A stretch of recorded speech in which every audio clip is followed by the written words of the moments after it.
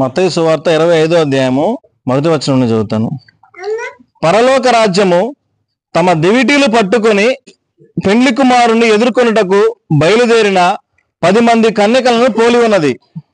వీరిలో 5 బుద్ధి లేని వారు, 5 బుద్ధి గలవారు. బుద్ధి లేని వారు తమ దివిటీలు పట్టుకొని తమతో కూడా నూనెను తీసుకొని పోలేదు.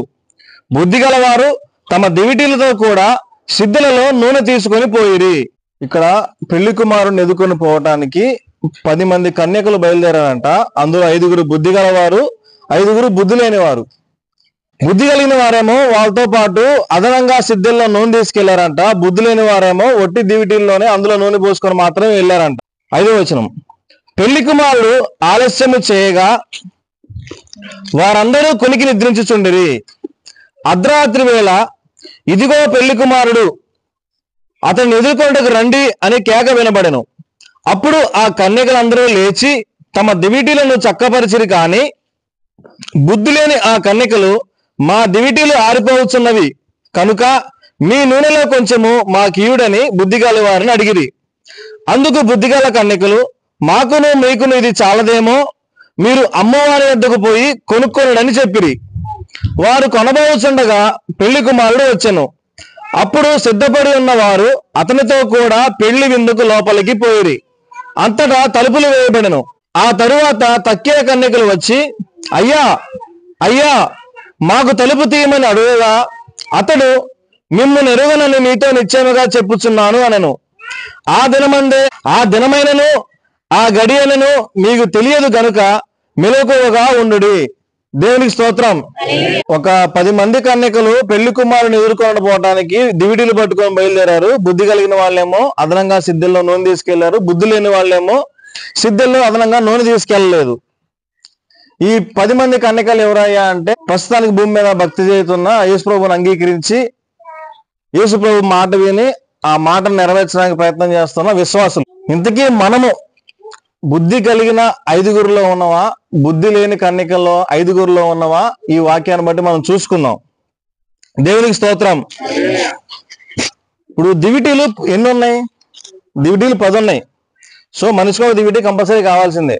ఎవరి దివిటీ వాళ్ళకే కావాలి. ఇప్పుడు బుద్ధి లేని వాళ్ళకి సిద్ధుల్లో నూనె లేదు కాబట్టి ఆ దివిటీ లేకపోయినా పర్లేదే, ఒక దివిటీ పట్టుకుని ఇద్దరం వెళ్దాం అనడానికి చల్లదు. వర్షం పడితే ఒకటే గొడుగులో ఇద్దరం అడ్జస్ట్ అయినట్టు ఇక్కడ ఎవరి దివిటీ వాళ్ళకి కంపల్సరీ ఉండాల్సిందే. ఎవరి ఆత్మీయ జీవితానికి వాళ్ళే బాధ్యులు, ఎవరి ఆత్మను వాళ్ళే కాపాడుకు. ఈ 10 మంది కూడా కన్యకలేనంట. సంఘంలో ఉన్న వాళ్ళే, అన్యులు కాదు, దేవుని ఎరుగని వారు కాదు. ఇంతకీ ఆ అదనంగా సిద్ధుల నూనె అంటే దివిటీలు వెలుగుతున్నాయి అన్నారు కదా.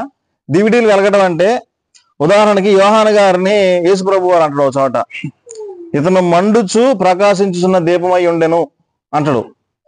వాక్యం చేత మన హృదయపు అంతరంగంలో వాక్యం ఉంటే ఆ వాక్యం ద్వారా మనం మండుచూ ఉంటాం. దివిటీలు బాగానే మండుతున్నాయంట, బాగానే వెలుగుతున్నాయంట. కానీ పెళ్లి కుమారుడు ఆలస్యం చేయడాన్ని బట్టి అదనంగా నూనె కావాల్సి వచ్చింది. ఇప్పుడు ఆయన రాకడ కూడా ఆలస్యమైంది కాబట్టి చాలా మంది కూడా సంఘాలు కునికి నిద్రిస్తున్నాయి. దేవునికి స్తోత్రం. ఇద్దరికి తేడా, ఎత్తబడ్డోళ్ళకి విడవబడ్డోళ్ళకి తేడా ఏంటయ్యా అంటే, అదనంగా సిద్ధుల్లో నూనె తక్కువ ఉంది, ఒకటే తప్ప వేరే వ్యత్యాసం ఏమీ లేదు వాళ్ళిద్దరికి. అందరూ కన్యకలే, అందరి ఆత్మీయ జీవితాలు వెలగబడుతూనే ఉన్నాయి, దివిటీలు ఆరిపోలేదు, బాగానే ఉన్నాయి. కానీ అదనంగా నూనె లేకపోవడం వల్ల వాళ్ళు విడవబడ్డారు. ఏంటి అదనంగా నూనె అంటే, 9వ వచనం చదవచ్చు. అందుకు బుద్ధిగల కన్యకలు, మాకును మీకు ఇది చాలదేమో, మీరు అమ్మవారి వద్దకు పోయి కొనుక్కోనడని చెప్పిరి. అది కంపల్సరీ కొనుక్కోవాలంట. అంటే ఖర్చుతో కూడిన పని. వెనక్కి వెళ్ళి వాళ్ళు కొనుక్కొని రావాలి. వీళ్ళ దగ్గర డబ్బుతో అది కొనుక్కొని వస్తే తప్ప వాళ్ళకి దొరకదు. పక్కన వాళ్ళు ఫ్రీగా ఇచ్చేది కాదు. అప్పటికప్పుడు కొనుక్కోవడానికి వాళ్ళు వెళ్ళారంట. కానీ కొనబోచకుండా ఏం జరిగింది? కొనబోచుండగా పెళ్లి కుమారుడు వచ్చిండు. అప్పుడు సిద్ధపడి ఉన్న వారు అతను కూడా పెళ్లి విందుకు లోపలికి వెళ్ళిపోయిరి. వీళ్ళు రెడీగా లేనందుకు మిస్ అయ్యారు. ఉదాహరణకి ట్రైన్ వచ్చింది అనుకుందాం, రైల్వే స్టేషన్ ప్లాట్ఫామ్ మీద పలానా టయానికి ట్రైన్ వస్తుందని ఎదురు చూస్తున్నప్పుడు సెంట్రల్ గవర్నమెంట్ ఎవరి కోసం ఆగడు. మనం లేట్ అయినా మాత్రం ట్రైన్ మన కోసం ఆగదు. ఆ టయానికి మనం ఉండాలి, మనం సిద్ధపడి ఉండాలి కావాలి. అది మనలోనే లోపమై ఉంటది. సిద్ధపడే టయానికి మనం ఉండాలి. అది వచ్చే టయానికి సిద్ధపాటు ఏం తక్కువైంది వీళ్ళకి? మత్తయి సువార్త 24వ అధ్యాయము 40వ వచనం చూడండి. ఆ కాలమందు 2 పొలములో ఉందురు, ఒకడు తీసుకొని పోబడును, ఒకడు విడిచిపెట్టబడును. ఇద్దరు స్త్రీలు తిరగలి విసురుచుందురు, ఒకటి తీసుకొని పోబడను, ఒకటి విడవబడను. ఇది చెబుతూనే ఇంకా వివరంగా అర్థం అవడం కోసం ఈ ఉపమానం చెప్పిండు యేసుప్రభు. 24వ అధ్యాయంలో ఈ విషయాలని వివరిస్తూ ఒక ఉపమానాన్ని ఇంకా అర్థం అవడం కోసం పెళ్లి కుమార్తెల కన్యకల గురించి ఉపమానం చెప్పిండు. 24వ అధ్యాయం 17వ వచనం చూడండి ఒకసారి. మిద్దె మీద ఉండేవాడు తన ఇంటిలో నుండి ఏదైనా తీసుకొని పోవుటకు దిగకూడదు, పొలములో ఉండేవాడు తన బట్టలు తీసుకొని పోవుటకు ఇంటికి రాకూడదు. ఆయన కడబోర శబ్దం వినబడేటప్పుడు అంట మనం సిద్ధంగా ఉండి ఆయన ఇవన్నీ జరిగేటప్పుడు ఆయన ద్వారం దగ్గరే ఉన్నాడు అని ఉంటది కదా. 24వ అధ్యాయము 32వ వచనం. అంజూరపు చెట్టును చూసి ఒక ఉపమానం నేర్చుకునుడి. అంజూరపు కొమ్మ లేతదై చిగురించినప్పుడు వసంతకాలం ఇంకా సమీపంగా ఉన్నదని మీకు తెలియను. ఆ ప్రకారమే మీరు ఈ సంగతులన్నీ జరగడం చూచినప్పుడు ఆయన సమీపమునే ద్వారం దగ్గరే ఉన్నాడని తెలుసుకొనుడి. దేవునికి స్తోత్రం. ఈ అంజూరపు చెట్టు అంటే ఇజ్రాయెల్ దేశం 1948లో ఒక దేశంగా ఇజ్రాయెల్ దేశం మళ్ళీ ఏర్పడి స్వాతంత్రం వచ్చి ఇన్ని సంవత్సరాలు అవుతుంది. 24వ అధ్యాయంలో మొత్తం సూచనలు చెప్పింది యేసుప్రభు వారు. రాజ్యం మీదకి రాజ్యము, దేశం మీదకి దేశం లేసిద్ది, కరువులు కాటకాలు అన్నీ వస్తాయి. మీరు ఇవన్నీ జరుగుతూ చూసినప్పుడు ఆయన తలుపు దగ్గరే ద్వారం దగ్గర ఉన్నాడు మనం తెలుసుకోవాలి. యేసుప్రభు తలుపు దగ్గరే ద్వారం దగ్గర ఉన్నాడు, కానీ ఆ ద్వారం తీసుకొని రావడమే లేటు. ఒక పెళ్లి కుమారుడి స్వరం వినబడ్డ ఒకటే మనకు లేటు. ఆయన ద్వారం దగ్గర రెడీగా ఉన్నాడు. ఇప్పుడు మనం సిద్ధపడి ఉండాలి. అదనంగా సిద్ధంలో నూనెతో మనం సిద్ధపడి ఉండాలి. దేవునికి స్తోత్రం. వీళ్ళు ఊర్లో కొనుక్కోవడం పోయిన తర్వాత ప్రభు వచ్చేసిండు, తలుపు తీయబడ్డది, స్వరం వినపడ్డ వాళ్ళందరూ వెళ్ళిపోయారు. తర్వాత వీళ్ళు కొనుక్కొని వచ్చిన ఉపయోగం లేకుండా పోయింది, విడవబడ్డారు. యేసుప్రభు వాళ్ళతో ఏమన్నాడంటే, మిమ్మల్ని నేను ఎరగను, మీరెవరో నాకు తెలియదు, మీకు నాకు సంబంధం లేదని చెప్పేసి మళ్ళీ వాళ్ళ లోపల తీసుకోలేదు. వాళ్ళు కన్యకలైనా కానీ వాళ్ళ దీపాలు వెలుగుతూ ఉన్నా కానీ అదనంగా సిద్ధంలో నూనె లేకపోవడం వల్ల, అంటే ఇప్పుడు ఈ ఐదుగురు మనం కంపేర్ చేసినప్పుడు ఎవరికైతే మెరిట్ ఉందో వాళ్ళని తీసుకెళ్ళండి దేవుడు. అదనంగా దీపాలు వెలుగుతున్నా కన్యకలు అయినా కానీ అదనంగా సిద్ధంలో ఎవరికైతే ఉందో, పరలోక రాజ్యము కూడా ఒక వలలో పడ్డ చేపలతో పోల్చి ఉన్నది. ఆ చేపలు అన్నిటినో శ్రేష్టమైన వాటిని వేరుకొని మిగతా వాటిని వదిలిపెడతాడు దేవుడు. ముత్యములు వ్యాపారి పోల్చబడి ఉన్నది, శ్రేష్టమైన ముత్యాలు తీసుకొని మిగతా వాటిని వదిలిపెడతాడు దేవుడు. ఇక్కడ దేవుడు శ్రేష్టమైన వాటిని, అదనపు అర్హత ఉన్న వాళ్ళని, మెరిట్ లో ఉన్న వాళ్ళని తీసుకుంటాడు. దేవునికి స్తోత్రం. బుద్ధిగల కన్యకలకి బుద్ధి లేని వారికి మించిన అదనంగా ఉన్న సిద్ధుల్లో నూనె ఏంటి అంటే, అదనంగా ఉన్న అర్హతలు ఏంటి అంటే, లూకాసు వార్త 16వ అధ్యాయం 9వ వచనం. అన్యాయపు సిరి వలన మీకు స్నేహితులను సంపాదించుకొనుడి, ఎందుకనగా ఆ సిరి మిమ్మల్ని వదిలిపోయినప్పుడు వారు నిత్యమైన నివాసములో మిమ్మల్ని చేర్చుకుందని మీతో చెప్పుచున్నాను. దేవునికి స్తోత్రం. ఇక్కడ పైన చిన్న ఉపమానం చెప్తాడు దేవుడు. ఒక యజమానుడి ఒక షాప్ లాగా ఉంటది, పెద్ద షావుకారి ఒక యజమానుడి ఇంట్లో ఒక దాసుని పెట్టుకుంటాడు. ఆ షాప్ లో ఒక షావుకారుని పెట్టుకొని ఆ యజమాని ఏం చేస్తారంటే, ఆ షావుకారుని పనివాడిని పెట్టినప్పుడు ఒక యజమాని ఒక దాసుని షాపుకారులో పెట్టుకున్న తర్వాత పనికి అతను పని నియమించుకున్న తర్వాత చాలా మంది ఎప్పటికప్పుడు డబ్బులు ఇచ్చి కొనుక్కుని పోయి ఉంటారు, కొంతమంది ఖాతా పెట్టే వాళ్ళు ఉంటారు. అక్కడ ఖాతా పెట్టుకొని పోయేటప్పుడు ఇతను ఏం చేస్తారంటే, తన యజమాని పట్ల నీతిగా న్యాయంగా నడుచుకోకుండా అన్యాయంగా నడుచుకుంటాడు. ఏం చేస్తారయ్యా అంటే, లెక్కలు దొంగ లెక్కలను రాసుకుంటూ నిజాయితీగా లెక్క అంతా యజమానికి అప్పచెప్పకుండా డబ్బులు కొద్దిగా సైడ్ చేసుకొని ఈయన ఆస్తి సంపాదించుకుంటా ఉంటాడు. ఈ విషయం యజమానికి తెలిసింది. యజమానికి తెలిసిన తర్వాత అతను ఉద్యోగం తీసేయాలని డిసైడ్ అవుతాడు. ఈ విషయం ఆ షావుకారికి, అందులో పనిచేసేవాడికి తెలిసిన తర్వాత అతను ఏం చేస్తారు, కొద్దిగా తెలివిగా ప్రవర్తించి ఎవరైతే ఖాతా ఉంటారో వాళ్ళ దగ్గరికి వెళ్ళి, నువ్వు ఎంత ఉన్నావు బాకీ యజమానికి అని చెప్పినప్పుడు, నాకు 1000 కేజీలు పిండి బాకీ ఉన్నానంటే, సరే అంత మొత్తం చెల్లి అవసరం లేదులే, నేను ఒక 50 కేజీలను రాస్తాలే, లేదా ఒక 100 కేజీలను రాస్తాలే, మొత్తం చెల్లియొద్దు అన్నప్పుడు, అయ్యా ఎందుకయ్యా నాకు ఇంత మేలు చేస్తున్నావు అన్నప్పుడు, నీకు నాకు ఇంత తర్వాత ఉద్యోగం అయిన తర్వాత ఇతను నేను ఎట్టా కష్టపడలేను, పని చేసుకోలేను, కాబట్టి ఇన్నాళ్ళు కూర్చొని సంపాదించుకున్నా కాబట్టి నేను కష్టం చేయలేను, కాయ కష్టం చేసి బతకలేనని చెప్పేసి వీళ్ళతో డీల్ మాట్లాడుకొని వీళ్ళ ద్వారా ఫ్యూచర్ లో బతకాలని డిసైడ్ అయిపోయి, అట్లా చాలా మంది దగ్గర నుంచి యజమానికి ఎంత వెళ్ళాలో అంత కాకుండా తగ్గించి రాసిన తర్వాత ఈ విషయం యజమానికి తెలిసిద్ది. అప్పుడు యజమాని కోపడకుండా మెచ్చుకుంటాడు. అరే రే భలే తెలివికలగా ప్రవర్తించిన నువ్వు, ఎటుగూడి ఇప్పుడు నాకు సుఖపడి నీడపట్న బతికినవు కాబట్టి రేపు నీ ఎండకెళ్ళి పని చేయలేను అని చెప్పేసి ముందే వాళ్ళ దగ్గరికి వెళ్ళి డీల్ మాట్లాడుకొని ఫ్యూచర్ ప్లాన్ చేసుకున్నారు అని చెప్పి వాడి తెలివితేటలు మెచ్చుకొని ఆ యజమాని మెచ్చుకుంటాడు. ఆ ఉదాహరణ చూపించి, అంటే మనం అలా ఉండాలని కాదు, అక్కడ తెలివితేటలు మెచ్చుకుంటూ దేవుడు ఏం చెప్తుందంటే మనకి 9వ వచనం, అన్యాయపు స్త్రీ వలన మీకు స్నేహితులను సంపాదించుకొనుడి, ఎందుకనగా ఆ స్త్రీ మిమ్మల్ని వదిలిపోన్నప్పుడు వారు నిత్యమైన నివాసంలో మిమ్మల్ని చేర్చుకుందరని మీతో చెప్పుచున్నాను. మిక్కిలి కొంచెములో నమ్మకముగా ఉండువాడు ఎక్కువలోనూ నమ్మకముగా ఉండను, మిక్కిలి కొంచెములో అన్యాయముగా ఉండువాడు ఎక్కువలోనూ అన్యాయముగా ఉండను. కాబట్టి మీరు అన్యాయపు స్త్రీ విషయంలో నమ్మకముగా ఉండని ఎడల నిత్యమైన ధనమును మీరు సత్యమైన ధనమును ఎవరు మీ వశములు చేయను? దేవుని స్తోత్రం. పరువుల సొమ్ము మీరు పరుల సొమ్ము విషయంలో నమ్మకముగా ఉండని ఎడల మీ సొంతమైనది మీకు ఎవడిచ్చును? అయితే ఇక్కడ దేవుడు ఈ భూలోక సంబంధమైన సిరి విషయంలో పరులకు మీరు ఏమైనా ఇంత బాకీ ఉన్నారంటే కనుక అక్కడ నమ్మకంగా ఉండి మీరు ఎంతైతే ఎదురుకు వాళ్ళకి ఇవ్వాలో అవి ఇచ్చేయండి, ఇక్కడ నమ్మకంగా ఉండని అంటాడు. ఎందుకంటే భూలోకం మందు ధనము సంపాదించుకోవద్దు, పరలోకం మీ ధనము సంపాదించుకోనండి, అక్కడ దొంగ ఉండడు, చిమ్మెట పట్టదు, పాడైపోదు అని చెప్తాడు. ఈ భూలోకం మందు ధనం సంపాదించుకొని ఇక్కడే ధనవంతులు అవ్వాలని ఆశ కలిగి ఉండకుండా ఈ ధనాన్ని ఖర్చు చేసి కొంతమంది స్నేహితులు సంపాదించుకోమండు. వాళ్ళు మనల్ని పరలోకంలో వాళ్ళ నివాసంలో నిత్యమైన నివాసంలో చేర్చుకుంటారంట.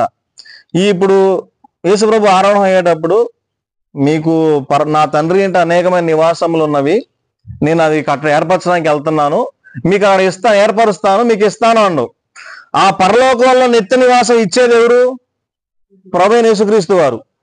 అక్కడ మనం నివాసం సంపాదించుకోవాలంటే ఇక్కడ మనం భూలోకం ఉన్న మన డబ్బుని ఖర్చు చేసి స్నేహితులు సంపాదించుకోవాలంట. ఇక్కడ ఖర్చు పెట్టి మనం ఏ మంచి పనులు చేయాలంట వాటి ద్వారా?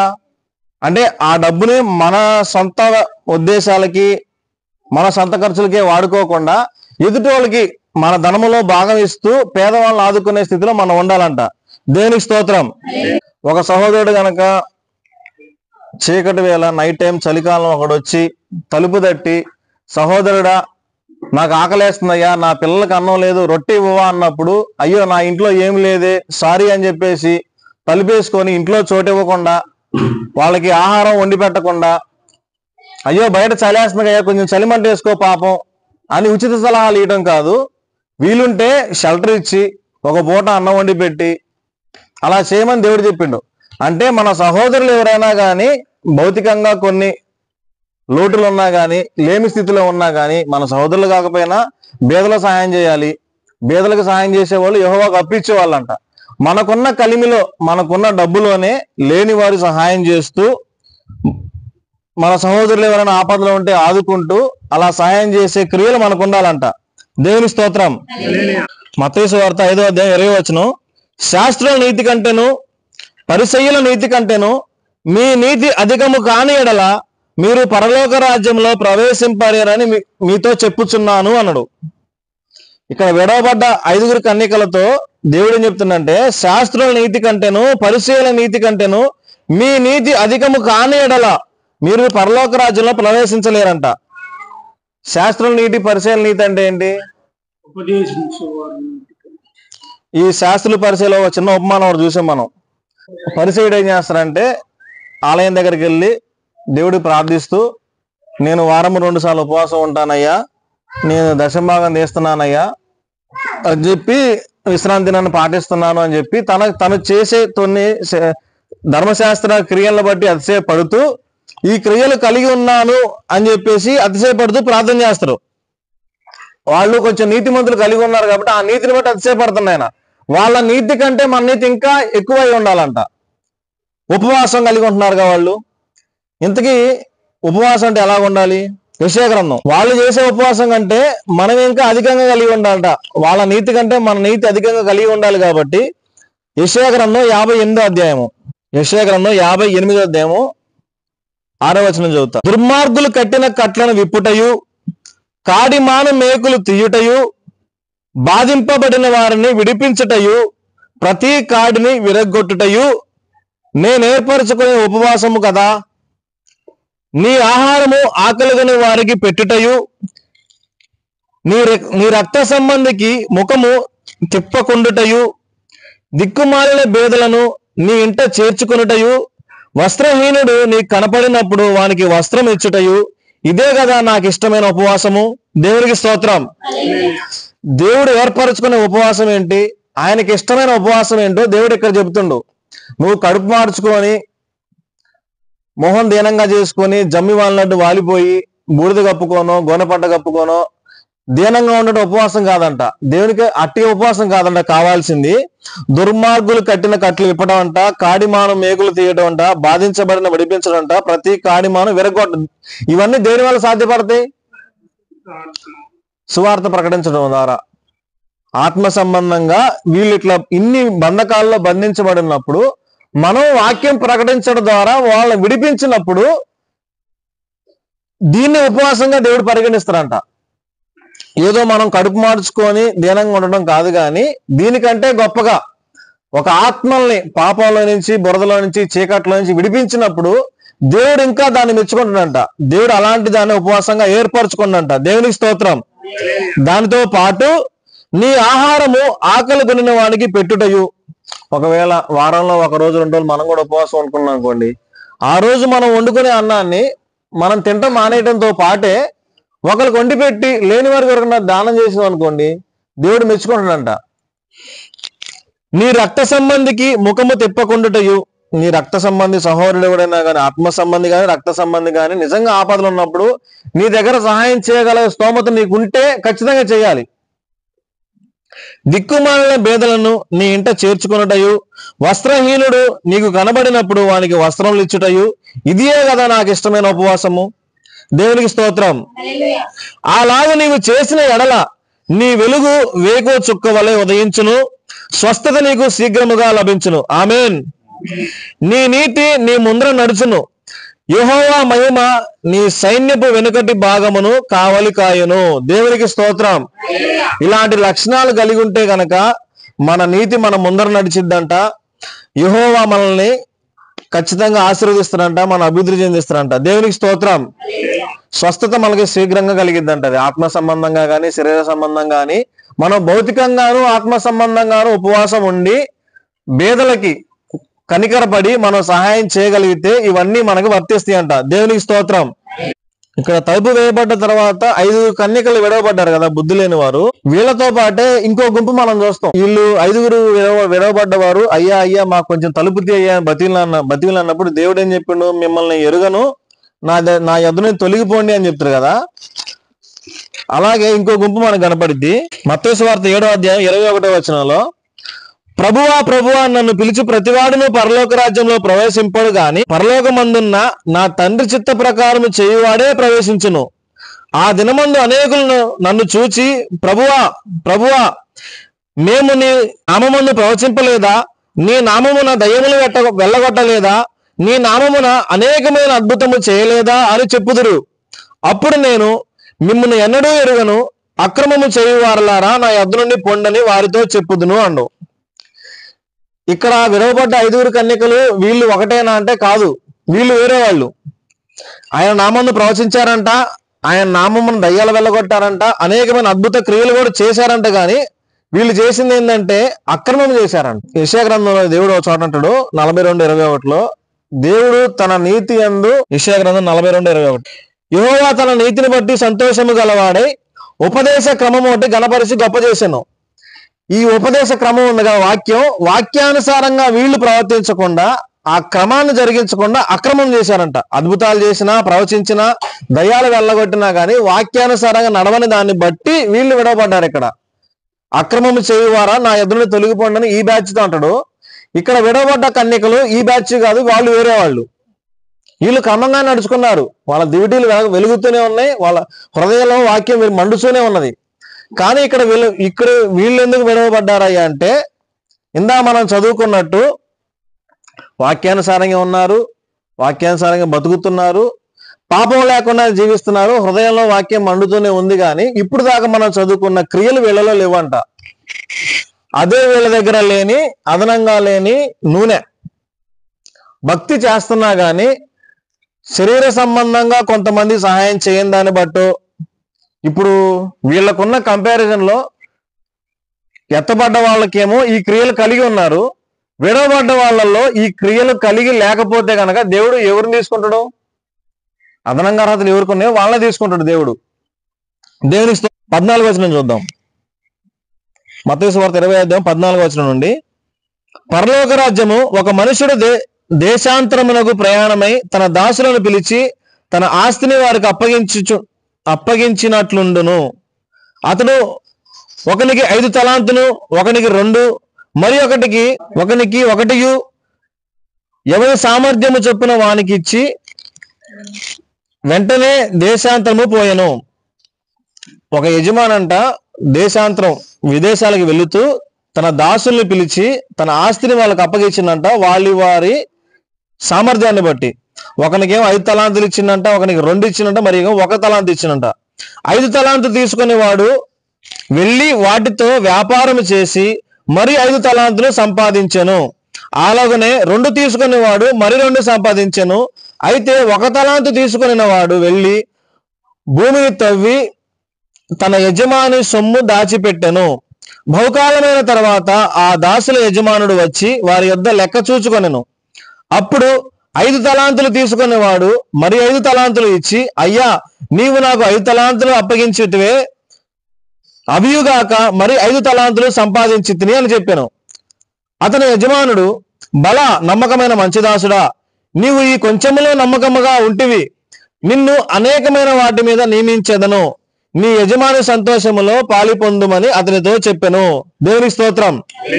అలాగే 2 తలాంతులు తీసుకున్నవాడు కూడా వ్యాపారం చేసి వాటిని మళ్ళీ ఇంకో 2 సంపాదించి ఆ యజమానికి ఇచ్చినప్పుడు ఆ 2 సంపాదించిన వాడిని కూడా దేవుడు ఏం చెప్తాడు? బలా నమ్మకమైన మంచిదాసుడా, ఈ కొంచెంలో కూడా నమ్మకముగా ఉంటివి కాబట్టి అనేకులైన మీదట నేను నియమిస్తాను అండు. కానీ 1 తలాంతు తీసుకున్నవాడు ఏం చేసిందంట? తీసుకెళ్లి భూమిలో పాతిపెట్టి, ఇదిగోనయ్యా నువ్వు ఎట్లాంటి వాడు అంటే 24వ వచనంలో, తరువాత 1 తలాంతు తీసుకుని వాడు నువ్వు వచ్చి, అయ్యా, నీవు విత్తన చోట కోయివాడవును, చల్లని చోట పంట కూర్చుకుని వాడు కఠినుడని నేను ఎరుగుదును గనుక నేను భయపడి వెళ్ళి నీ తలాంతు భూమిలో దాచిపెట్టి తిని, ఇదిగో నీది నీవు తీసుకోమని చెప్పాను. 5 తలాంతులు తీసుకున్నవాడేమో కష్టపడి వాటిని ఇంకో 5 జత చేసి సంపాదించి యజమానికి ఇస్తాడు. 2 తీసుకున్నవాడు ఇంకా 2 సంపాదించి యజమానికి ఇస్తాడు. వాళ్ళని దేవుడు మెచ్చుకున్నాడు. ఆ తలాంతులు అంటే ఏంటంటే దేవుడు మనకిచ్చిన సమయం, మనకిచ్చిన శరీర సంబంధమైన ధనం, మనకిచ్చిన డబ్బుతో మనమే తింటూ మనకిచ్చిన సమయాన్ని మనకే కేటాయించుకొని మన సొంత పనులు చూసుకునే వారమైతే కనుక దేవుడికి మన వల్ల ఎటువంటి ప్రయోజనం ఉండదంట. దేవుడు మనల్ని మెచ్చుకోడు. మన తలాంతు మన దగ్గరే ఉంచుకొని దేవుడు ఒకటిస్తే, దేవుడు నీకు రక్షణ ఇచ్చాను కదా, నేను నీకు కొద్దిగా సొమ్ము ఇచ్చాను కదా, నీకు సమయాన్ని ఇచ్చాను కదా, ఎంతమందిని కాపాడినవు, ఎంతమందిని రక్షించను అని చెబితే, లేదయ్యా నా చేతుల్లో ఏం లేదు, నా డ్యూటీ నాకు సరిపోయింది, నా జీతం నా పిల్లలు నేను తిన్నవయ్యా, మాకే సరిపోయినాయి, ఎదుర్కొనడానికి నేను ఏ సాయం చేయలేకపోయానయ్యా అంటే దేవుడు వాళ్ళని మెచ్చుకోడంట. మనకున్న డబ్బుతో శరీర సంబంధం కొంతమందికి పేదలకు సహాయం చేయటం కానీ, వాక్య పరిచర్యకి మన సొమ్మును వాడటం కానీ, మన సమయాన్ని పేదలకు సహాయం చేయటం కానీ, మన సమయాన్ని సువార్త ప్రకటించడానికి కానీ వాడినప్పుడు దాని ద్వారా మనం కొంతమంది స్నేహితులు సంపాదించుకుంటాం. మనకున్న అన్యాయపు శ్రీ ద్వారా, అన్యాయపు శ్రీ అంటే మనకున్న డబ్బు, మనకున్న సమయం, ఈ అన్యాయపు శ్రీ ద్వారా మనం కొంతమందిని స్నేహితులు సంపాదించుకోగలుగుతాం. దేవుని స్తోత్రం. మత్తయి సువార్త 20వ అధ్యాయం 34వ వచనం నుండి చూస్తే, సింహాసనం వేయబడి ఉంటది. ఆ సింహాసనం ఎదుట గొర్రెలు మేకలు నిలబడి ఉన్నప్పుడు సపరేట్ చేస్తారు వాటిని. కుడివైపు గొర్రెలు ఉంటాయి, ఎడమ వైపున మేకలు ఉంటాయి. ఈ గొర్రెలతో దేవుడు ఏమంటుందంటే 35వ వచనంలో, నేను ఆకలి గొంటిని, మీరు నాకు భోజనం పెట్టిదిరి, దప్పిగొంటిని, నాకు దాహం ఇచ్చిదిరి, పరదేశినై ఉంటిని, నన్ను చేర్చుకొంటిరి, దిగంబరునై ఉంటిని, నాకు బట్టలు ఇచ్చితిరి, రోగినై ఉంటిని, నన్ను చూడవచ్చితిరి, చెరసాలలో ఉంటిని, నా యొద్దకు వచ్చితిరని చెప్పెను. అందుకు నీతిమంతులు, ప్రభువా, ఎప్పుడు నీవు ఆకలిగొని ఉంటే చూసి సహాయం ఇచ్చితిమి, నీవు దప్పుకొని ఉన్నట్టు చూసి ఎప్పుడు దాహం ఇచ్చితిమి, ఎప్పుడు పరదేశం ఉన్నట్టు చూసి నిన్ను చేర్చుకుంటుమి, దిగంబరువై ఉన్నట్టు చూసి బట్టలు ఇచ్చితిమి, ఎప్పుడు రోగమైనను చెరసాల ఉండుటను చూచి నీ యొద్దకు వచ్చితిమని ఆయనను అడిగెదరు. అందుకు రాజు, ఆ సింహాసనంలో కూర్చున్న రాజు కుడివైపు ఉన్న వీళ్ళు అడిగిన క్వశ్చన్లకి ఆయన బదులిస్తాడు. మిక్కిలి అల్పులైన ఈ నా సహోదరులలో ఒకనికి మీరు చేసితిరి గనుక నాకు చేసితిరని నిత్యముగా మీతో చెప్పుచున్నానని వారితో అనెను. దేవునికి స్తోత్రం. భూ సంబంధంగా ఇప్పుడు దాకా మనం చెప్పుకున్న భేదలు గాని, ఆత్మ సంబంధంగా భేదలై ఉన్న వాళ్ళు కానీ, వాక్యం తెలియని వారికి కానీ మనం భౌతికంగా కానీ ఆత్మీయంగానే సహాయం చేసినప్పుడు సాక్షాత్తు దేవుడికే చేసినట్టంట. దేవునికి స్తోత్రం. అందును బట్టి కుడివైపు ఉన్న వాళ్ళని నిత్య రాజ్యం అప్పగిస్తానండు, ఎడం వైపు ఉన్న మేకలనేమో మీరు నిత్య నరకానికి వెళ్ళిపోండి. ఎందుకంటే యాకోబు రాసిన పత్రిక 2వ అధ్యాయం 13వ వచనం నుండి, కనికరము చూపని వాడు కనికరము లేని తీర్పు పొందును, కనికరము తీర్పు నుంచి అతిశయపడును. దేవునికి స్తోత్రం. మనము కనికర పడితేనంట దేవుడు మన పట్ల కనికరం చూపిస్తారంట. మనం ఎదుటివాడి పాపాలు క్షమిస్తానంట, దేవుడు అప్పుడు మన పాపాలు క్షమిస్తారంట.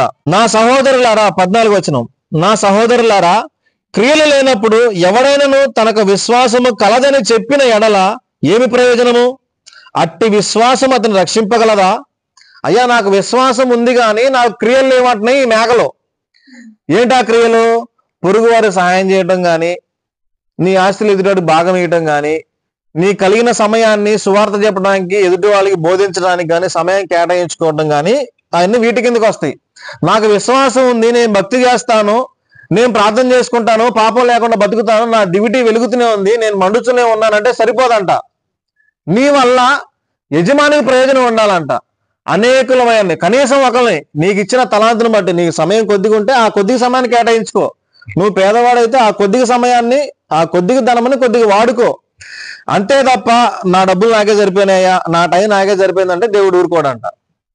మనం ఎంత భక్తి చేసినా మన జీవితాలు మండుచూ ఉన్నా కానీ మన వల్ల యజమానికి ప్రయోజనం ఉండాలంటే ఎదుటోళ్ళ పాపాలు క్షమించాలి, అప్పుడు మన పాపాలు క్షమించబడతాయి. ఎదురు వాళ్ళకి మనం కనికరం చూపించాలి, అప్పుడు మనం కనికరించబడతాం. ఇప్పుడు యేసుప్రభు కూడా చేసింది అదే కదా. మన పాపాలు ఆయన మీద ఒప్పుకోండు, మనం కూడా ఎదుటి వాళ్ళ పాపాలని, ఎదుటి వాళ్ళ అపరాధాలని మనం క్షమించగలిగి మనం కూడా సిలువను ఎత్తుకొని నడవగలగాలి. దేవునికి స్తోత్రం. విడవబడ్డ కన్యకలకి తీసుకోబడ్డ కన్యకలకి తేడా ఏంటంటే, అదనంగా నూనె లేకపోవడం ఏంటంటే ఇవే.